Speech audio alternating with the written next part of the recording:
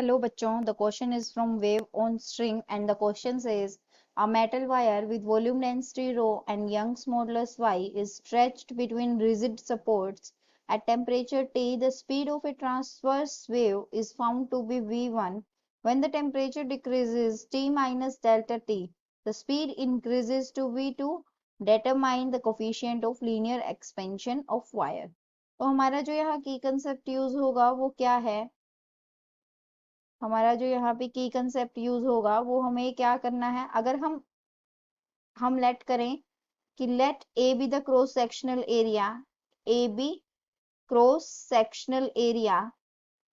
Sectional area, तो हम दो फॉर्मूलाज को यूज करके इस क्वेश्चन को सोल्व करेंगे। तो पहला हमारा फॉर्मूला क्या है कि हमारा डेल्टा एल किसके इक्वल है, एल अल्फा डेल्टा टी, और अल्फा हमारा क्या है, coefficient of linear expansion of wire, और y हमारा किसके इक्वल आ जाएगा, फॉर्मूला यंग्स मॉडुलस गिवन है जो F L divided by A delta L.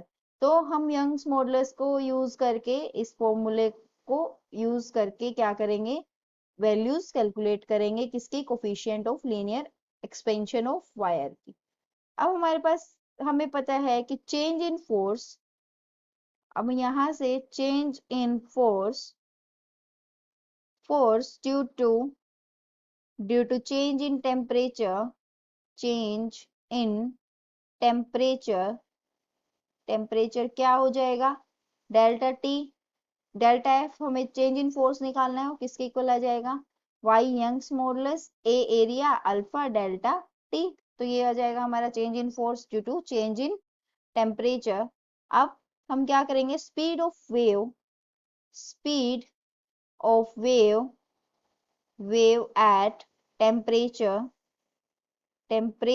T. तो टी पे हमारे टी टेम्परेचर पे जो हमारी स्पीड है वो कितनी है, स्पीड इज इक्वल, इसको हम v1 पता है क्योंकि इन्होंने बोल रखा है कि ट्रांसवर्स वेव जो टेम्परेचर टी पे स्पीड कितनी है, v1।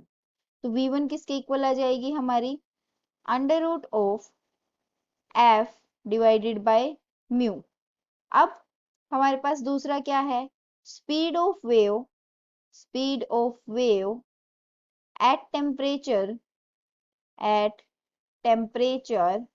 T minus delta T, पे इन्होंने दे रखी है v2 हमारी स्पीड होगी, और ये किसके इक्वल होगी, v2 की वैल्यू हमारी बन जाएगी under root of F plus delta F divided by mu.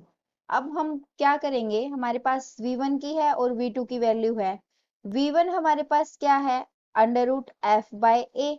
तो यहां से हमारी f की वैल्यू क्या आ जाएगी, a इंटू, सॉरी यहाँ f बाय म्यू, तो f बाय म्यू, तो f की हमारी वैल्यू आ जाएगी mu into v1 square. Similarly v2 हमारा क्या है, under root of f plus delta f divided by mu. यहाँ से हमारे पास f की value, f plus delta f की वैल्यू क्या आ जाएगी, म्यू v2 का स्क्वायर। अब हम ये f की वैल्यू इक्वेशन नंबर 1 में पुट करेंगे तो हमारे पास क्या बनेगा, हमारे पास बनेगा mu v1 square plus delta f is equal to mu v2 square, और हमारे पास म्यू की वैल्यू होती है रो ए। ये फॉर्मूला है हमारे पास कि म्यू की वैल्यू है रो ए। तो हमारे पास डेल्टा f किसके इक्वल आ जाएगा, mu v2 square minus mu v1 square, या फिर हम बोल सकते हैं delta f is equal to mu common v2 square minus v1 square.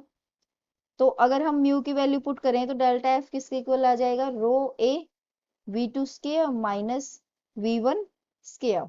अब हमें पता है डेल्टा एफ की हमारे पास वैल्यू हमने कैलकुलेट की थी, ये कितनी है, वाई ए अल्फा डेल्टा टी।